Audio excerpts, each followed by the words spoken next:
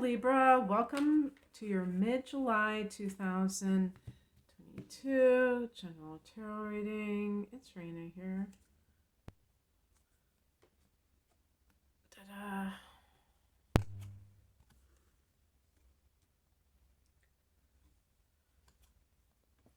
I used to,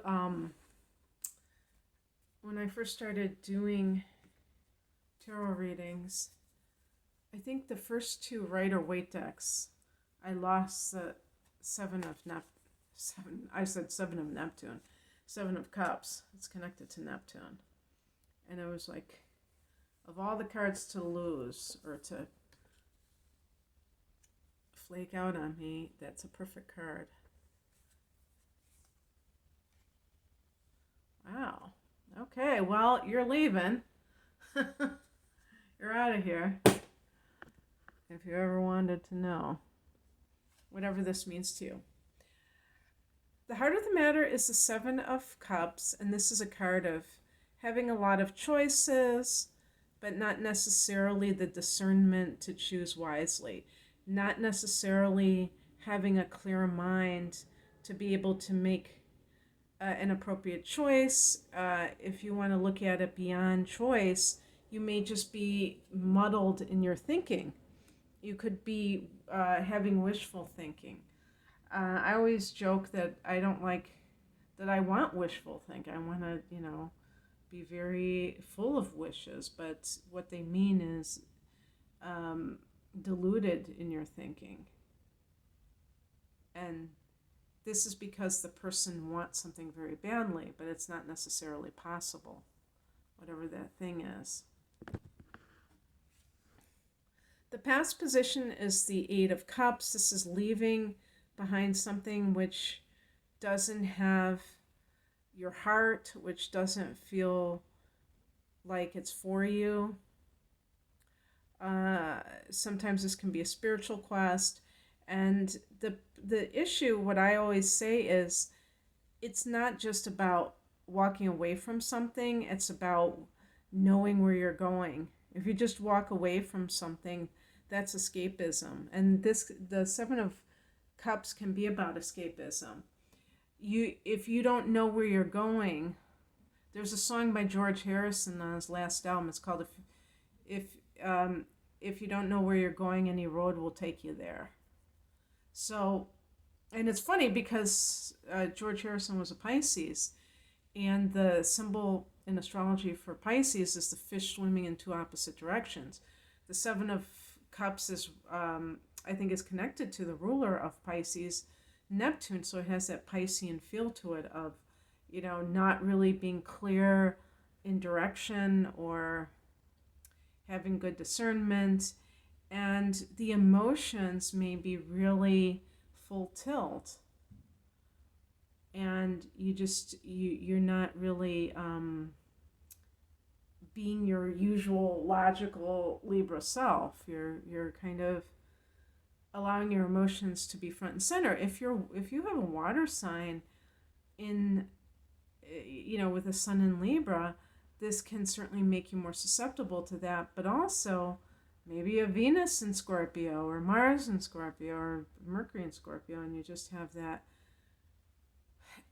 tendency to kind of go off the rails when there's a relationship issue involved, because you just are very sensitive to that side of life. You roll that side of life, that's why you're sensitive to it. The higher message is the High Priestess. This is about be still and know. This isn't about poll 10 people and decide. That's Libra's motto. Poll 10 people and decide. I'm thinking of a specific Libra I know who is asking other people about certain issues that, to me, it's like, I think about this, I've said this before, what difference does it make what my opinion is? You're the one that has to live with it. Don't you know your own mind? Is it a general consensus? So these kinds of things, Libra can be so good when it comes to dealing with other people because there's just a natural ability to kind of bring people together and be agreeable. But when it comes to your own decisions, you might have a tendency to ask other people what their opinion is of your life. Can't do that. Well, I mean, you can, it's a free country, but I'm saying that everybody has their own conditioning, everybody has their own path. It might not be yours. So you have to learn how to cultivate that. How do you cultivate your own path? The High Priestess, be still and know, meditate, spend more time alone. To me, the High Priestess is the feminine version of the Hermit. Um, it would be interesting to hear what people say about the Hermit versus the High Priestess in terms of its function, because it seems pretty similar. Um, to me, it's the feminine versus the masculine. But still, what does your higher self want you to know? What crosses you is Seven of Wands. I'm sorry, Eight of Wands. And this can be to me that you have a certain, I was going to say inertia, but it's not necessarily typical. It just might mean that things haven't heated up for you for some reason.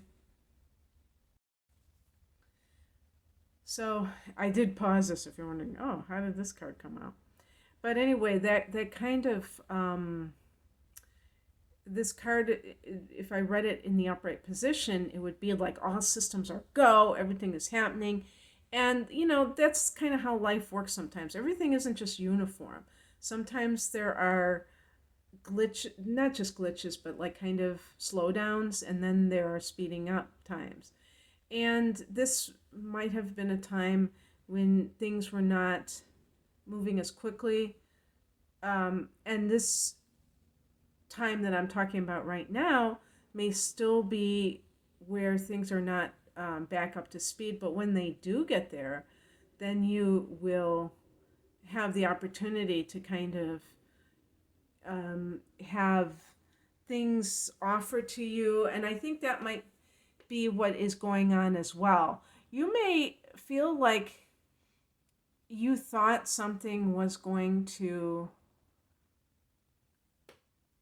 be, happening for you, and it turned out that maybe you walked away from something and there was nothing to take its place.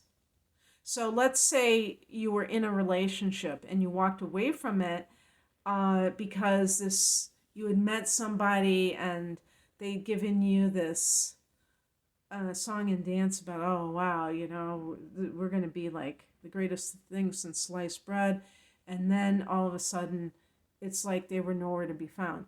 Well, the truth is, first of all, the High Priestess would say, as a spiritual lesson, like, you have to be more discerning. You have to use wisdom. You can't just run on emotion. You can't just live in the fantasy. If you're somebody with the moon in Pisces, if you're somebody who has like a conjunction between Neptune and, Mercury and Neptune, or Moon and Neptune, or something like that, you may have a tendency, or Venus square Neptune, to get involved with the wrong people, fall in love with the wrong people, be easily duped.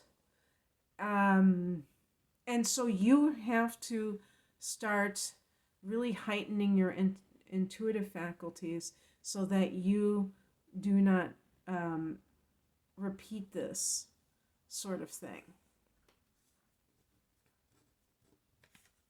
What is coming in is the Ace of Wands. This is a great card. This is like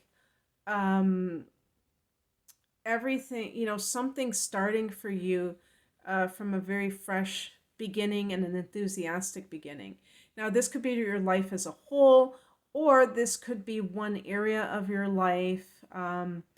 If, for instance, you walked away from a job and thought that you had another one waiting for you, and you had all these job offers and none of them materialized. You may be starting your own business.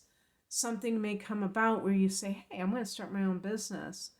And I can attest to that, because when I started doing this, it was in August. It'll be 8 years when I came up with the idea, but I didn't implement it until 6 months after that. So I'll say like just over 7 years.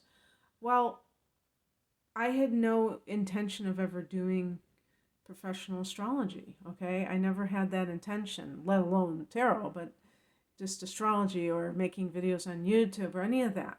It just came to me all at once, and then everything changed, everything shifted. You can experience the same thing in some way, shape, or form if you are open to it. And the thing about it is, you can approach it with great gusto, that you really are excited about it. It brings excitement to your life. If you've been feeling kind of like that inertia, the outcome is the Six of Swords,